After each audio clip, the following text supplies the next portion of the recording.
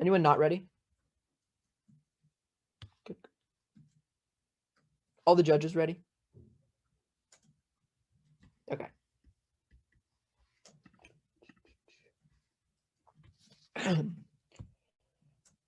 We negate resolve the benefits of the International Monetary Fund outweigh the harms. Our sole contention is the global poor. Subpoint A is conditional loans. Since its inception in 1944, the IMF has offered loans to governments that come with strings attached, called conditionalities, that receiving countries must implement to receive IMF assistance. As such, Skip 18 of Binghamton writes that the IMF lending conditions have significantly shaped global economic policy since World War II. IMF reforms are devastating in three ways, and first is destroying trade protections. Shaw 13 of the Global Issue explains that every rich nation today developed because in the past their governments practiced trade protectionism. IMF programs cut back these provisions that help rich countries develop. Bull 06 of U also quantifies that 75% of IMF programs mandate trade liberalization. This allows multinational corporations to come in and outcompete weaker domestic industries. Fletcher 11 of the Huffington Post explains that chemical and auto industries collapsed in Ivory Coast after tariffs were removed in '86, with similar experiences in Nigeria and Uganda and countless others. He concludes that once domestic industries are destroyed in a sudden transition to free trade, nations can be locked in poverty indefinitely. The second way is by forcing capital market liberalization. Nobel Prize winning economist Joseph Stiglitz explains that capital market liberalization eliminates regulations on the flow of hot money in and out of a country. This speculative money does not build factories or create jobs and can be pulled out at a moment's notice. Engel 05 writes that the IMF demanded liberalization allows speculators to enter a country, run up asset prices and speculation, then quickly sell and exit with huge gains as the local economy collapses behind them. In Kenya, Stiglitz finds that this resulted in 14 banking failures in 2 years alone. He quantifies that capital account liberalization was the leading factor in 100 crises in the last quarter century. The third way is by hiking interest rates. During recessions, Nicola Twining explains that governments lower interest rates to stimulate the economy. In contrast, Branter 2000 explains that the IMF pushes countries to raise interest rates. Higher interest rates discourage economic activity by raising the cost of borrowing, as you must pay higher interest to service your loans. Lee 15 of the Journal of Policy explains that during the '98 Asia crisis, IMF interest rates hikes led to widespread banking and corporate bankruptcies. The effect is a vicious cycle.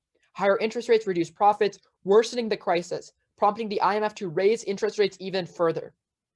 Ultimately, by enforcing counterproductive economic policy, the IMF has trapped recipient nations into debt dependency, as Vasquez 03 of the Cato Institute finds that over 70 nations have depended on IMF aid over 20 years. Gorda 2000 of Harvard calculates empirically that countries with IMF programs systematically experience 12.5% less growth than those without programs. Stiglitz describes the IMF as the primary culprit for failed developmental policies in the world's poorest countries. Repeatedly, countries that avoid the IMF outperform. Reynolds 98 of the Independent writes that after IMF flowed collapsed its economy, Chile reversed IMF policies 2 years later and subsequently became a model of development. Kolf 20 of the Medium writes that during the '97 Asia financial crisis, Malaysia rejected IMF assistance and weathered the crisis far better than countries who sought IMF assistance. Subpoint B is moral hazard. Schmitz 12 of the International Economics explains that over the past 30 years, every time a country has difficulty repaying its external debts, the IMF has stepped in to assure continued repayments to foreign creditors. This leads to excessive risk-taking. Vasquez 98 of Cato writes, the more IMF bails out countries, the more countries will experience future crises because it encourages risky behavior. Ultimately, Heffler 98 of Brookings concludes that moral hazard created by IMF rescues have caused 100 banking crises in the developing world in the last 15 years. Sarah 17 furthers that frequent recessions and persistent volatility in poor countries have prevented development. Ultimately, Rosner 19 of Oxford concludes that over the past 30 years, economic mobility in developing nations has stalled and half a billion people will remain stuck in extreme poverty into the foreseeable future. For those reasons, please negate. Thanks. We affirm. Our contention 1 is globalization. Our argument is that the IMF encourages countries to open their markets to free trade, decreasing poverty and conflict worldwide. Before the IMF, countries enacted protectionist policies like implementing tariffs that raised the cost of importing goods, reducing trade. As the Guardian 16 writes that back in the 1930s, tariffs were raised to keep out foreign goods on imports to safeguard domestic output. Fortunately, the IMF enforced policies that supported globalization, reversing this trend. So the Guardian continues that the creation of the IMF was an effort to avoid a repeat of the 1930s. Capital controls gave countries an opportunity to pursue employment goals without fear of speculative attacks on their currencies, and they removed the barriers to trade through negotiations that gradually lowered tariffs on manufactured goods. Indeed, the IMF encourages countries to increase trade in exchange for loans, as Below 6 of Duo finds that 3/4 of IMF programs contain commitments to trade liberalization. However, without the IMF to enforce these policies, countries would have continued along their protectionist path. As Litton's 98 of Brookings writes, that without the IMF as a reliable crisis manager, the sentiment that restrictions on trade and are necessary to shelter economies from global turbulence could balkanize the world economy and undo the progress that has been made. The impact is a better world. As globalization increases foreign demands for goods, creating jobs that cut poverty, as Lazaro 12 of IBT confirms that globalization has lifted 1 billion people out of poverty. Moreover, globalization creates economic interdependencies that disincentivize war, as Griswold 06 of Manzella finds that the number killed in battle has fallen to 20,000 a year, down sharply from annual totals of 100,000 in the 1990s. Globalization has played a major role. As economies become more integrated, war means ruptured trade and investment ties, dramatically raising the cost of war. Contention 2 is debt crises. The IMF was created to help protect the world from debt defaults, and it has done so successfully in 2 places. Subpoint A is Europe. Back in 2010, Europe was on the verge of a debt crisis, as Kenny 19 of Balance finds that Greece, Ireland, Italy, Portugal, and Spain failed to generate enough growth to pay back bondholders. The crisis has far-reaching consequences that extend to the world. Fortunately, the IMF's international economic surveillance identified the root cause of the crisis, allowing European institutions to change their lending practices and recover. As Yan 20 of UPenn writes, the IMF was the leader in identifying the bank-sovereign link and the potential vicious cycle that European nations were in. By contributing resources into analytical research, European institutions changed lending terms in the context of the critical role that the IMF played in understanding the crisis. The impact is a recession. As absent IMF containment, European trade linkages would have brought the crisis overseas. As Reckernagel 11 of RFDs confirms, the shockwaves of any breakup of the Eurozone would bring a new global recession. Stopping this recession is critical, as Alexander 10 of Global Policy quantifies that the worldwide recession pushed 100 million people below the poverty line. Subpoint B is the Global South. The Global South is facing a looming debt disaster, as Maki 20 of Bloomberg finds that emerging market countries owe more than $8.4 trillion in foreign currency debt. Weaker local currencies and a worldwide recession will make it difficult to keep up on debt payments. Fortunately, the IMF is solving by injecting special drawing rights, or SDRs, the IMF's unique currency, into the economy. As Cherry 21 of the Washington Post explains, the IMF is preparing to give the biggest resource injection in its history, $650 billion, to help low-income nations deal with debt and COVID-19. When SDRs are allocated by the IMF, recipient nations can hold them as reserves or exchange them for hard currency. The appeal of SDRs is that they come condition-free. Because SDRs are free and without conditions, they give countries the cash they need to pay off debt without cutting spending. As Blake 21 of the Wall Street Journal furthers, that a $500 billion increase would represent a 10% boost to international reserves. Additionally, advanced economies would further support the developing world by on-lending their SDRs on a voluntary basis. The IMF has already accomplished this using existing SDRs. Consequently, Sonnet 20 of South Bend Tribune finds that SDRs are the most useful instrument to keep the global economy from collapsing. The IMF's issuance of SDRs helped economies recover from the 2009 global financial crisis. The impact is COVID recovery. As absent SDRs, COVID will cause economic devastation. As Stroker 20 of Reuters finds that the coronavirus could push 500 million people into poverty. Thus, we affirm.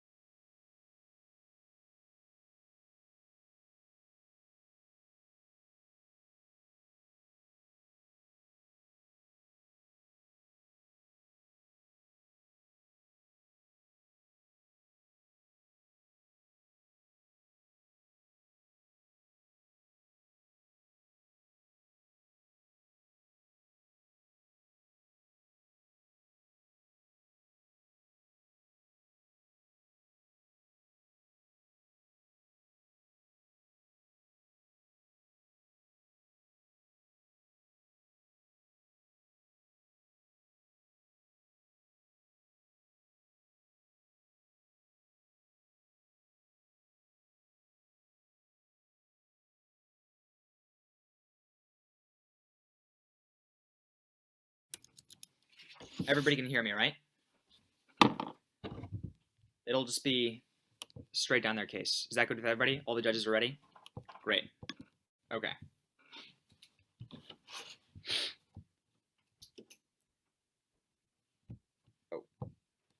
On their first argument about globalization, our argument obviously will interact with this. We argue that global free trade is a bad thing, especially for poor countries, because when you have free trade, all that gives you access to is the ruthlessly competitive global market. And when we have these giant corporations, they're able to outcompete domestic industries and destroy them. This is why all the empirics that they give you are just general poverty reduction, but in the poorest countries, we've seen the effects have only been negative. But second of all, the UN finds that poor countries, even though the IMF forces them to open up to trade in their own countries, they still face very high tariffs abroad, and so there's no demand for their products anyways, and rich countries still take advantage of them. Then they say that 1 billion people have been lifted out of poverty. This is literally 75% from China, and the rest has been in India, and these probably prove our arguments correct, because China was very isolationist. They did the opposite of what the IMF policies have been saying. Then they say that absent the IMF, we would see no trade liberalization. Their evidence does not say that. It says, I am ambivalent about whether the IMF being good, existing, is a good or bad thing. It says that it could have been marred by that, but it says that if countries did liberalize anyways, then it would have been just as good. So there's really no offense off this. But they say that the integrated global economy means there's less war. We were super integrated before World War I, and there was still a massive war. It didn't prevent that. Also, I'd say that there was already going to be interconnectivity, because once countries develop, they do open up. Countries like the United States were going to do that regardless of the IMF, because they have an incentive to. On their argument about debt crises, at the top turn it, because even if you're stopping these couple debt crises, the IMF has been the root cause of many more. Oxford finds that terrible IMF policy prescriptions have contributed to numerous financial crises throughout the 90s. Their encouragement of oil lending created massive debt loads, which led to the 1980s debt crisis. Their encouragement of hot money led to the huge volatility and the 97 Asian financial crisis. And their encouragement of hard pegs destroyed corrective market forces that led to the 97 Mexican peso crisis and the 01 Argentine collapse. All of these independently pushed hundreds of millions of people into poverty, clearly outweighing their argument, because you don't even know if the IMF is effective in these cases. I'm about to show you why they're not. Second of all, you can turn it again, because what Hudson 99 finds is that IMF loans require so many specific microeconomic reforms and conditions, it makes it extremely difficult to implement all of them. Overwhelming recipient governments which are already in economic distress, which is why Jora 12 finds that IMF programs significantly increase the probability of subsequent debt default by 2 percentage points and push 14 million people into poverty annually. So even if you tide over the crisis in the short term, it creates more long-term crises down the line. Third, turn it again. Stiglitz finds the IMF forces banks to meet stringent adequacy reserve targets, which are impossible to meet, forcing them to close down and exacerbate economic crises, which would happen in the Asian financial crisis. He finds it's directly pushed 200 million people into poverty, outweighing their argument again, because that's bigger than the impact they read. On their argument about the EU specifically, first of all, Bretton Woods Project finds the IMF has failed to integrate spillover into their analysis and their surveillance, and the IMF literally admitted that their surveillance was not practical for these advanced nations. So if you're going by what the IMF says, you probably shouldn't be voting for them. But then, I argue it would have been prevented in either world, because in Greece, the IMF covered only 1/3 of a bailout, while the EU covered 2/3 of a bailout, so the EU can just bail out countries and prevent crises all by themselves. They say their argument is not about bailouts. Well, bailouts still prevent the crisis, so it still is non-unique on their argument. Furthermore, I'd argue that lots of the IMF economists are just European, so there's no reason why you need IMF surveillance specifically. You can just use your own economists. Then on SDRs. First of all, UC Berkeley finds that even though SDRs are the number amount sounds big, SDRs only account for 2% of total foreign reserves in poor countries. Second of all, Robert 21 finds that poor countries are so indebted to China and the status quo that use this new SDR allocation to just pay back Chinese loans. Third, the Wall Street Journal finds that SDRs are allocated on economic size, and poor countries will only receive 10% of the recent allocation, or about $50 billion. The IMF themselves have said that these poor countries need $2.5 trillion to combat COVID, and $50 billion is only 2% of that. They say that rich countries can help these poor countries by donating the SDRs. They can just donate money if they wanted to, so this is non-unique. Then, I'd also argue that countries can use SDRs however they want empirically during the 08 recession. They didn't spend them on poverty reduction. They only exchanged them. They just kept them in their foreign reserves. But we see that overall, they don't meet the bright line into 500 million people, because even with SDRs during the 08 recession, hundreds of millions still fell into poverty, and COVID is already obviously very bad, and hundreds of millions of people have already been pushed into poverty, so they have a negligible impact. Thus, we would encourage you to negate. Cool. Let's start on our argument about globalization. The first thing they say is that trade is bad because it allows for big companies to undercut small companies. One, all of the responses they make on their case will address this. But two, they never explain how many domestic businesses and how many jobs are lost because of this. But you do know that globalization has empirically lifted 1 billion people out of poverty, which means that even if their argument is true, the benefits still outweigh. But third, they don't respond to the warranting that when there's trade that increases export revenue for domestic businesses, which is what allows them to go more jobs and help people out of poverty, that's conceded. And we say that's why 1 billion people out of poverty also affects low-income countries. Then they say there are high tariffs and stuff, but they've considered Guardian that says that the IMF was created specifically to deregulate those tariffs and make these low-income countries and rich countries stop those tariffs and have trade happen. Finally, they say that all these stuff is just to pay back China, and like China would do it anyways. But their evidence is just about the 1980s. Our evidence analyzes since World War II and finds that 1 billion people escape poverty. Prefer our evidence because it analyzes a longer time frame. Fourth, they say our evidence is bad because Lin is ambivalent. But he says he's ambivalent about whether globalization is good or bad. But if you read the evidence, he still does conclude that absent the IMF, the global economy would fracture, and we make the argument that globalization is really good. Fourth, they say that World War II happened despite like globalization, but our argument is not that all conflicts go away. We just say most conflicts go away. Finally, they say that there's an incentive to do so in both worlds, but all of those incentives existed before 1930s, but countries were worried about trade being deregulated until the IMF assured them. That's why after the IMF was created, that's when you saw globalization. Now let's go to our argument about debt crises. First, you can group all of their responses. They basically just keep reasserting that the IMF caused debt crises. But the issue is, we say that all of those crises would have happened in both worlds because they were already on track. They have to explain why the IMF made it way, way worse to get any offense off of it. Then on SCRs, group the first response about only 2% and that it's only $50 billion. One, the cherry evidence says over time the SCRs go up because rich countries donate them. But two, the sonnet evidence says that's more than enough to stabilize the global economy. The second response they make is that it pays back China, but that's fine if it means they're not going into a debt crisis. Then they say it didn't work during the 08 recession, but critically it made it like way, way easier to deal with than if SCRs didn't exist. Now let's go to their arguments. First, on their idea about conditionality. One, we say a world without the IMF is far worse because Bergson 98 explains that absent the IMF, markets would be left to resolve the crisis. Critically, the volatility of private capital markets would worsen currency volatility, resulting in even sharper recessions and necessitate even harder trade and capital controls. But two, we say that countries aren't stupid. If they accept IMF loans, that probably proves that that's better than the comparative of not having the IMF loans. But third, Willan 18 explains now that the IMF is competing with Chinese loans and other development banks, they're improving their conditionality, competition is solving. But fifth, it's not unique, as Forster 20 finds that the World Bank and other development banks all do the conditionality loans that they talk about. Without the IMF, the countries just get one from them and the same consequences happen. On the first argument about IMF trade liberalization, one, it's non-unique. What WAYO 6 of NBR finds that in an empirical study of 99 countries, the only countries that liberalized their trade with IMF were countries that already wanted to do it before. This means the only countries that actually liberalized are the ones that want to. The IMF just helps them do so, which is consistent with our first argument. But second, even if multinational businesses do undercut domestic businesses, they don't import foreign workers for manufacturing, say Zimbabwe, they just hire domestic workers, overall increasing growth. On their second argument about capital liberalization, we say that capital market liberalization is good because it allows for aid donors to send financial aid. That's why sub 16 explains that IMF recipients are 25% more likely to receive budget support and debt relief, which allows them to avoid austerity and future defaults. On their last argument about interest rates, they're not doing the comparative. Absent the IMF, these countries would have had to default on their debt and would have been forced to hike interest rates to attract investors. But Bordeaux 7 explains that when you sign onto an IMF program, it assures investors, so it makes it easier to get investment even with lower interest rates. On their second argument about moral hazard, Lee 15 explains that several studies find that the IMF does not generate a serial moral hazard because IMF bailouts are small compared to the creditor's initial amount, which by empirically Phillips 02 finds that when IMF bailed out Mexico, interest rates and other things still went up and whatnot, which proves that moral hazard doesn't exist. All right. Are you ready for crossfire? Yeah. Do you mind if I have the first question? For sure. Your case is that the IMF helps globalization by encouraging countries to do globalization, yeah? And that otherwise they would have done things like tariffs because they were protectionist. Basically, yeah, the IMF forced these countries, like you tell them, like you tell us too, that to force them to liberalize their trade with their loans and stuff, and also with their policy advice. Yeah, so it's quite frankly, literally your first link, but we're just saying that's a really good thing because it's pulled 1 billion people out of poverty.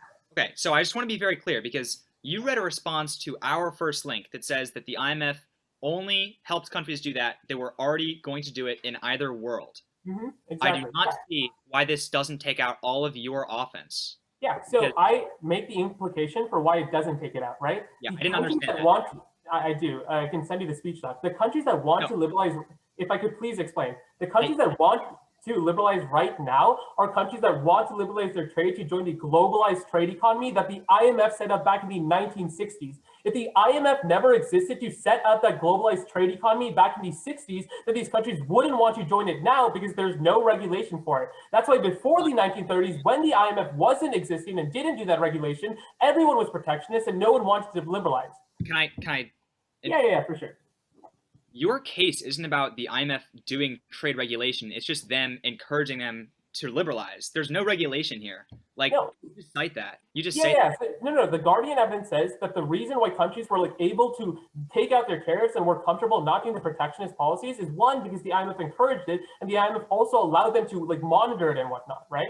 Like, countries aren't just going to be assured that, oh, trade is not going to hurt me magically unless the IMF tells them how they're going to make trade not a bad thing, right? So the IMF prevented currency speculative attacks and other things that the Guardian evidence explains.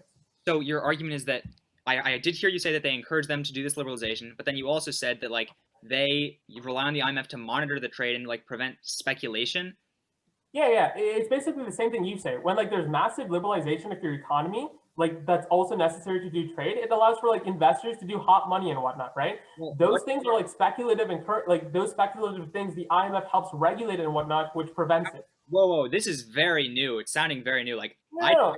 IMF helps monitor and regulate capital flows or trade. You just said that the IMF encourages them to do trade. This is you contradict yourself. So the Guardian evidence, we just read cut cards. Direct quote says that it removed the fears of speculative attacks and other things that come off of liberalization. The only way you remove those fears is with regulation and oversight. This isn't new. It was in case. The fear. Do you mind if I have a question now, though? Because we've been on this for a while. You can have a question, yes. So on this argument about, let's say, moral hazard, can you give me sort of an example of a crisis you think that wouldn't have started without the IMF? I think the Asian financial crisis was definitely caused because of moral hazard, yeah. So you're saying, so can you explain to me why you think that? What happened during the Asian financial crisis that indicated that? Right. Well, the IMF, we are over time, but I'll just explain this last thing because you asked. In Mexico, in 1995, the IMF had this massive bailout, and then investors saw internationally wow, the IMF is really just going to bail us out no matter what we do. And then that same year, the capital flows to East Asia, risky capital flows just doubled in the same year. And that's what caused the crisis. So That's what we believe. But I think that the order is going to start on their second contention, and then I'm going to go to the top of my case, and then back to their case. I'll signpost. It's a little confusing, but it'll be fine. All right. Everyone ready? This round is over. They have conceded multiple turns on their second contention by trying to group all of them, saying that it's going to happen in either world. No. First, our Oxford evidence explains that IMF policies uniquely are the causes of many crises. For example, the encouragement of oil lending created massive debt loads, which caused the 80s crisis, and encouragement of hard pegs destroyed corrective market forces and led to the 94 Mexico peso crisis and the 01 Argentine collapse. This is conceded, and number one is unique because it's the IMF which is mandating these reforms. So absent the IMF, countries would not have hard pegs. They would not have these policies, which links into their own argument about debt defaults being bad because these countries literally pushed hundreds of millions in poverty because their economies were unstable. Next is the Hudson turn. The Hudson turn explains that IMF loans require so many microeconomic reforms and conditions that it make it extremely impossible to implement all of these, overwhelming recipient governments that are already in economic distress. This is why our evidence concludes that the IMF increases debt default by 2%, pushing 14 million people into poverty annually. Number one, this outweighs their argument on magnitude because they don't have a terminal impact on their second contention, but also is conceded out of their last case. Also, the Stiglitz evidence. The IMF forces banks to make stringent advocacy and reserve targets, which are impossible to meet, forcing them to close down, exacerbating crises, which is why this directly pushed 200 million people into poverty. Please don't let them respond to this new in the back half of the round. All they try to do is group it and saying it's because of the IMF. It is the IMF that are causing these policies. Conceded. Very easy to vote right there. But let's go to our case. On conditionality, they say private markets are worse, but they have conceded the comparative that the IMF always has debt dependency on these countries, which means for the past 70 years, 20 countries have been going back to the IMF. Private lending is just short-term impact. Also, we say the IMF also encourages volatile investment with our second link. They say they accept IMF loans so they're comparatively better, but the reason why they accept it is because of coercion, not because they want it. They say Chinese loan solves, they don't tell you how much better they are. Then they say the World Bank does conditionality, but they don't do capital market liberalization, which is the uniqueness on our case. Go to our actually, they also lose the round when they contradict themselves by saying that countries are going to do liberalization in either world. The IMF only helps them, which non-unique's their first contention, because in either world they're going to do liberalization, which probably ends around there. Go on second argument about capital liberalization. This isn't specific to capital liberalization, their turn. It just says generally aid goes up by 25%. They can get aid from other factors. The IMF eliminates regulations for capital flows in poor countries, allowing rapid speculation, which destroys local economies, which cause 100 crises. Countries with IMF programs see 12.5% less growth, economic mobility stagnates, and 500 million people remain stuck in poverty. Here's the weighing. Countries that don't go to the IMF are better off because they have long-term growth, which is why both Malaysia and Chile fared better absent IMF policies. That does the weighing for you. It does the comparative.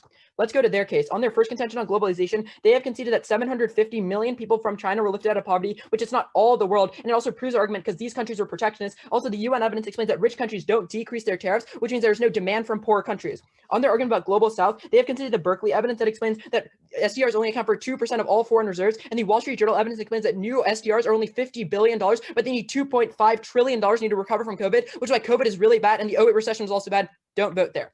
Vote on the turns. Please negate. I'm just going to start with framing the round, and then we'll be talking about our arguments and then their arguments. Is everybody good? All right, cool. We'd say that the argument always going to be looking towards first is our argument on globalization. It's the only argument in the round that impacts into lives. Lives is always going to come before the economy. First on severity, as death is irreversible, poverty isn't. But second's on a prerequisite, as you can't get out. Like, it doesn't matter if the economy grows if people are dying. And three, because war destroys economic infrastructure necessary for any form of economic growth, which is why our argument is always going to come first. At that point, extend our argument on globalization. The Guardian evidence finds that before the IMF, countries were enacting protectionist policies that decreased trade, but the IMF was created to enforce trade negotiations that help countries take down these protectionist barriers and increase trade, which is why there's been a massive wave of globalization since World War II, which Lazaro finds that lifted 1 billion people out of poverty, and Griswold found decreases the chance of conflict as it creates economic interdependencies, which disincentivize war, as now countries know that if they go to war, it'll destroy their economy too, which decreases the amount of people dying in conflict from 100,000 a year to 20,000 a year. They make a few responses. First, they say that there are still high tariffs, so poor countries can't get the benefits of trade. But they have conceded that our argument is that the IMF goes into these countries and takes down those tariffs, which is what helps them trade. And then you can prefer our analysis of probability as far as they have conceded that 1 billion people have been lifted out of poverty through globalization. Second, they say that all the people that came out of poverty are from China. That's not true. We even sent them the evidence in the email chain, and it says that since World War II, globalization in general has lifted 1 billion people out of poverty around the world, which specifically attributed to globalization, not China's protectionist policies, which is still why you can prefer our evidence. Third, they try to tell you that we non-unique ourselves because countries would have liberalized absent the IMF. That is absolutely not true. Akon specifically answers this argument in his rebuttal when he finds that the IMF doesn't go in and force these countries to trade. They just go in and help them trade effectively, which is why they're still necessary to increase trade, and that trade still wouldn't have happened absent the IMF. That's why our own evidence concludes that absent the IMF, countries would enact protectionist policies decreasing trade. At that point, remember, our argument impacts into lives. It's the only one that does so. That's why you're always going to be voting for us. But then they read a lot of turns on debt crises, but they don't really interact with Akon's response. He tells you that these crises would have happened in either ways. Before countries get IMF loans, they were already on track to economic decline, where they had to go to the IMF in the first place. That's really important because insofar as they do not do the comparative and say how much the worse this crisis would have been had the IMF, or how much better the crisis would have been had the IMF not got involved, there's no way you're going to vote here. With that in mind, let's go into their case. At the top, they lose the round when they mishandle Akon's second response that says that countries are not forced to accept IMF loans at all, and if they don't want to, they don't, which means that the fact that they go to the IMF in the first place proves that IMF loans are not a good thing. They just say they're coerced. They do not tell you what this coercion is, how they do it at all. In order to take an IMF loan, you have to accept it. Insofar as countries can just not accept the IMF loan, they don't have to take it, which takes out literally the entire case. There's no way you're voting here. Then, on their argument on account liberalization, they really mishandle the argument that Akon makes. We tell you that when the IMF does this, it's actually really good because it allows countries to send more aid to these countries, which increases their aid by 25%, offers them debt relief, which prevents defaults, and actually increases economic growth. They just say they can get aid from other factors. That's not true, because when you remove capital controls, you allow money to enter the economy easier, which is why uniquely the IMF is needed to increase capital controls, which solves for all their arguments on the economy, as they're linking it to debt crises, but we're solving all debt crises. So just to clear something up, on your first contention on globalization, you say that the IMF reduces tariffs for countries, right? are these tariffs that you're talking about only for the countries they intervene in, or is it all countries? So yeah, well, obviously the IMF can't like enforce policies in countries that aren't a part of the IMF, but Sure. most countries in the world are a part of the IMF, which is why they've decreased tariffs in most countries and enabled globalization. That's all we need. All right, cool. So let's talk about this argument about like capital market like liberalization. Like you say there are all these other factors that allow countries to get aid. Like what are those, like what factors are they? I mean, like there's like US aid, big like richer Yeah, countries. but get how does the aid from get our into the country. country? Like they're like planes? Well, I don't know. well, I don't know think what we're you talking mean by about that. monetary aid, right? Yeah. Like are they just dropping like buckets of money it's in like these countries? Well, the argument about capital market liberalization is that yeah, exactly. So the argument is that capital market liberalization deregulates, which makes hot money more prevalent. And our evidence from Stiglitz says that it's not building factories or creating jobs. It's very explicit on this question. And it says it's not creating factories or jobs. It's speculative investment where speculative investors come in, run up the market, and leave right after and pull them out, which So happens in Kenya. even if that is one part of what happens with capital market deregulation, our argument is another thing that happens with capital market deregulation is it allows for foreign aid investors to send debt relief aid a lot easier because now there aren't barriers to get around to send that money, right? That's the reason why hot money can go in so quick is because there aren't that barriers. Those debt relief aid is better than those hot money things because it allows for these countries to get out of their defaults quicker, which is your impact. Okay. I think there's a lot of points just made. So first of all, if there's speculative investment which causes banking crises, as we've established in 100 banking crises in the past quarter century and 14 in Kenya, then you're just solving a problem or you're in a worse economic situation than you were beforehand. Because absent the IMF, you wouldn't have hot money. Absent the IMF, you wouldn't have speculators coming into your markets and destroying it. So even if you get some aid, right? Even if you give yourself your argument, you are just trying to solve back for a problem that you are creating by having capital market liberalization. But that's not true because we say that countries still like need aid. Like absent aid, these countries' economies would be doing bad too, as they wouldn't be able to finance things like social programs, infrastructure, and economic growth. I guess like here's the distinction. When you deregulate your capital markets, that doesn't always mean that you have a crisis, but it does always mean that you have more debt relief aid. Okay. One thing that I want to be very clear about is that your evidence just says that there's a 25% increase in aid. That means these countries already had aid. Like they didn't have no aid, you know? No, it says. Well, yeah, and that's why, but it's substantial. Yeah, after the IMF gets involved, it's substantially easier to send aid, which is why the amount of aid they have substantially increases. 25% means that they had, like, if they had $1 of aid, now they have $1.25. That's not that much. Well, that is how math works, but obviously these countries had more than $1 of aid. I know, but you know, I think that's about time. The difference is not very large, but okay. So the order of my speech is just going to be starting with all of the turns that are on their second contention, talking about the turns, extending the turns, weighing the turns. Then I'll go to their case and I'll talk about their arguments about globalization. And then if I have time, I'll go back to my case about capital liberalization. Does that sound good with everybody? Okay. Good with everybody. I'm sorry, Judge Odenkirk, can you hear me? I just wasn't, okay, cool. Just wanted to make sure. All right. This round is pretty over. They concede all three of our turns. Their only response to all of them is that these countries were already in decline. That is not interactive with our argument that we could use specific warrants that make them worse. And our first one specifically about policy advice is not that the IMF intervened in these countries, it's they gave policy advice before they intervened in the first place that caused the crises. Their encouragement of oil lending led to the 1980s debt crisis. Their encouragement of hot money led to the 97 financial crisis. Their encouragement of hard pegs led to the 01 Argentine collapse and the 94 Mexican peso crisis, all of which pushed hundreds of millions of people into poverty. That just conceded.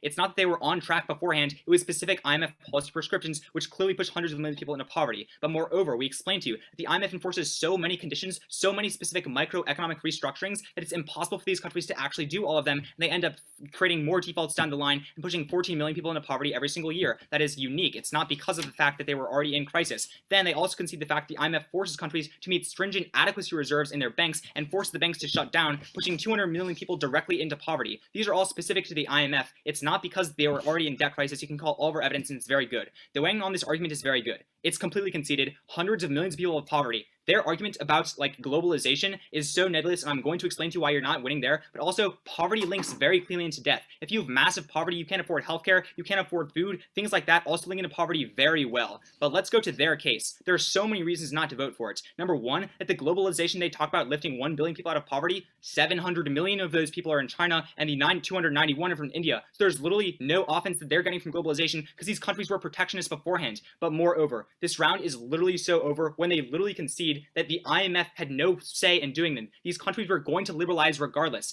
They say that the IMF helped them do it. There's no explanation as to why. They say that their argument is just ours, but then they red defense on our argument that literally non-unique all of their offense. There's no way you're voting for them. But moreover, we explain to the countries like have high tariffs against poor countries so they don't see the benefits of this trade. They say the IMF is supposed to take them down, but they haven't done it empirically because they can't do it to rich countries which don't have IMF programs. So there's no benefits of trade that you're getting from the IMF.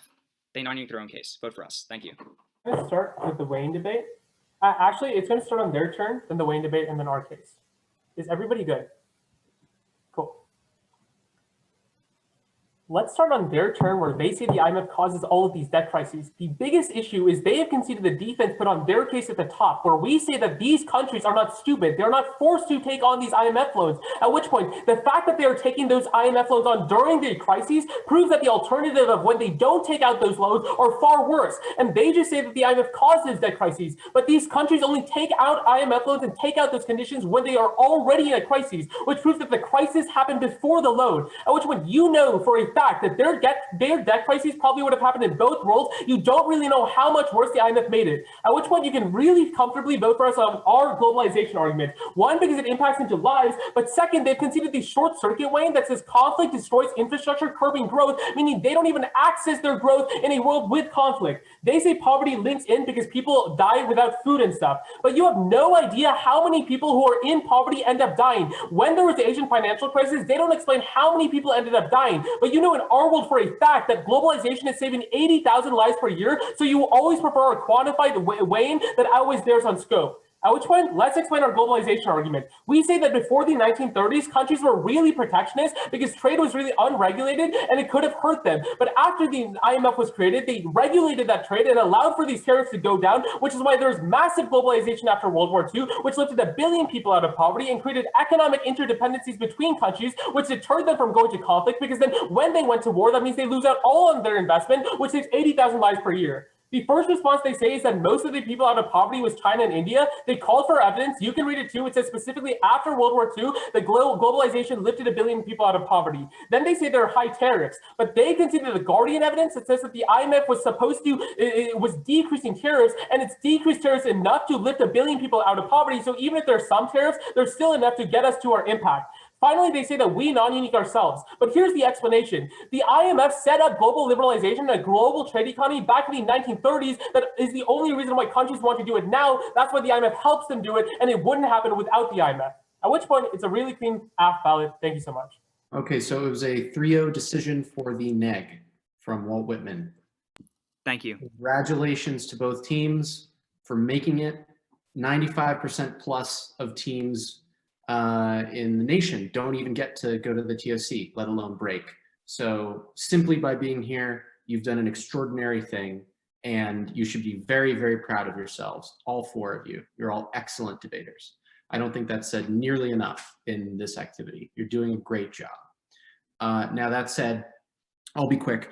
I end up sort of buying the neg's characterization of how the AF treats the lead into globalization, right? Like insofar as the neg is AF is telling me that these countries would have globalized or would have adopted like liberal trade policies absent the IMF, then the AF certainly can't claim the impact of globalization, right?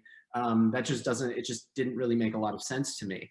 And also, saying that a crisis would have happened without the IMF is not mutually exclusive with what the neg is saying, right? So that's like the biggest thing is your responses are just not as not coherent. They're not as targeted as they needed to be, I think.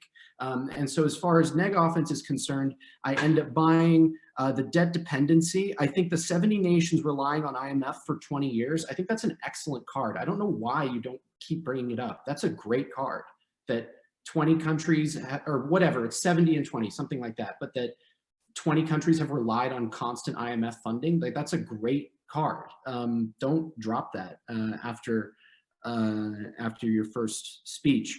But regardless, I buy that the IMF destroys domestic industries by opening up to protectionism, which these countries are not ready for. That is just pretty clearly stated to me. I think the biggest mistake that the AF makes is the time split in rebuttal. There just wasn't that much put on their case, and then you only had about a minute, maybe a minute and a half on their case. And really after that, the round is sort of over. I hate to say it.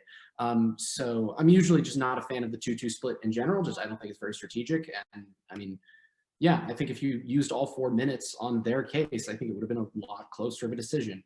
And lastly, I will say that, no, you know what? Yeah, that's where my decision lies.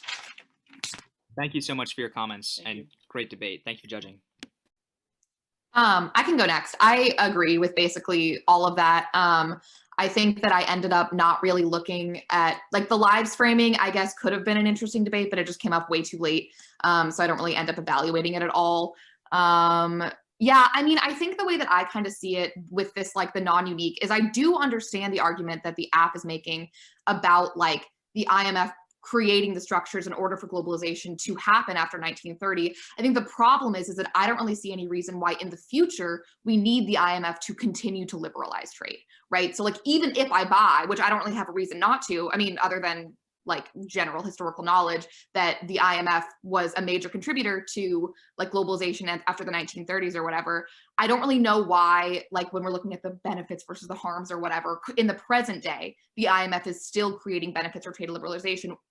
Especially once we have the non-unique that, like, all countries that are liberalizing now at least already would have in the first place. So I think that makes it difficult for me to, like, really buy into any of that, especially for future impacts. And I think that on the neg, I think the neg turns were generally very good. I agree, yeah, that the response that, like, the crisis would have happened either way doesn't really interact with the actual warrants. I think that for the neg, the one that at least I found the most convincing, most compelling, the one that I understood at least the best was the Hudson argument about, like, I think maybe that was just, like, explained the best. I don't know. I think that was, like, extended the best probably. But I was always very confused. Whatever this third turn was, I don't remember what the card name was, but the 200 million people brought out of poverty. Never really understood what the actual warrant was there.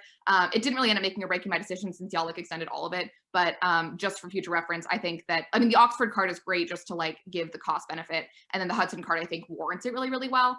And that's essentially, yeah, what I ended up voting off of, just because the future harms, I think, of the IMF are going to be more significant than any past benefits that they might have provided. Thank you for your comments and for judging. Thank you. I can kind of hear you. I can hear the feedback. Can you hear me? Yes, I can. Okay, yeah, I just mirror basically a lot of what the previous judge said. I thought the turns were really good. I think the fact that, like, the Chile argument that, like, if that Chile bailout never happened, Asian financial crisis, like, the hot money wouldn't have gone in, was a pretty solid argument. Wasn't extended super well, but what was extended well was, like, this oil lending thing. And, like, the hard pegs, how that was all the IMF's idea, and how that kind of, like, gave over these economies. I actually thought the AF's, like, lives framing was, like, not bad at all. The conflict scenario was probably the smartest thing to go for, considering the turns and, like, uneconomic impacts weren't covered that well. But insofar as I kind of buy that you non-unique yourself, like, I got that the AF was trying to say that, like, it helps facilitate trade in, like, a productive way, but I'm not given a lot of warrants as to, like, why that's still needed right now. So insofar as that's largely non-unique, I look at, like, the poverty stuff first, and, like, yeah, like, poverty obviously leads to death, and that was just, like, a much clearer narrative for me that the IMF causes a lot of these crises. But really good round. Thank you for your comments, Judge Sexton. Good round, y'all. Thank you for judging. Great round. Congratulations to everybody. Great job. Amazing. What an achievement. Breaking at the Tournament of Champions. That is so cool. And best of luck in octafinals. Thank you, Judge Odenkirk. Thank you, all of you.